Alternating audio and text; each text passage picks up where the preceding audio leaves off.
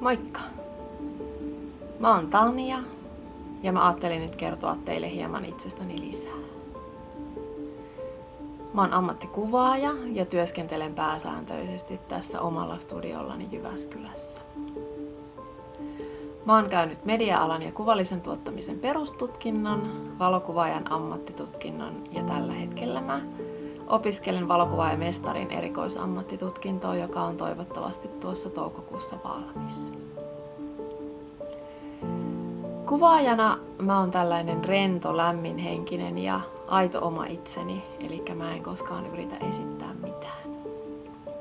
Mä en halua olla se tekninen asiantuntija, vaan se kuvaaja, jonka luokse uskaltaa mennä.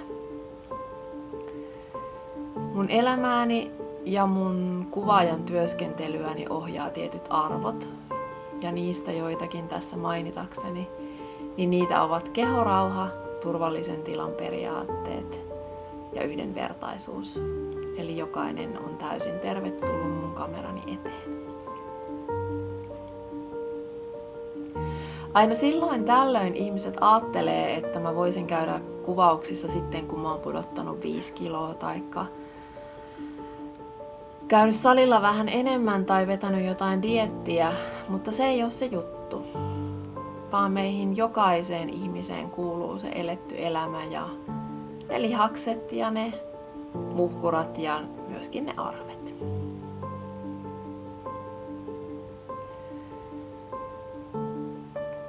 Täällä mun studiolla täällä välillä nauretaan ja täällä välillä itketään ja täällä puhutaan elämästä ja täällä puhutaan välillä myöskin siitä kuolemasta.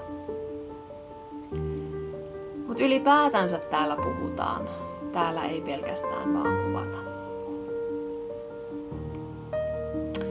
Ja vaikka mä olenkin brändäytynyt boudoir-kuvaajaksi, miesten boudoir-kuvaajaksi ja burleskitapahtumien kuvaajaksi, niin ihan yhtä lailla mä kuvaan henkilökuvaa tai CV-kuvaa tai brändikuvauksia. Ja kyllä mut voi niihin häihinkin tilata kuvaamaan, jos mulle tärkeät arvot resonoi myös sulle.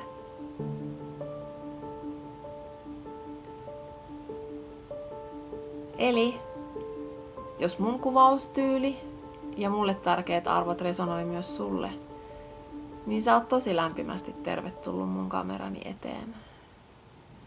Ja mä mielelläni luon sulle elämyksen siitä, koska parhaimmillansa se voi olla tosi paljon sitä itsetuntoa myöskin nostattavaa. Joten oot lämpimästi tervetullut. Moi!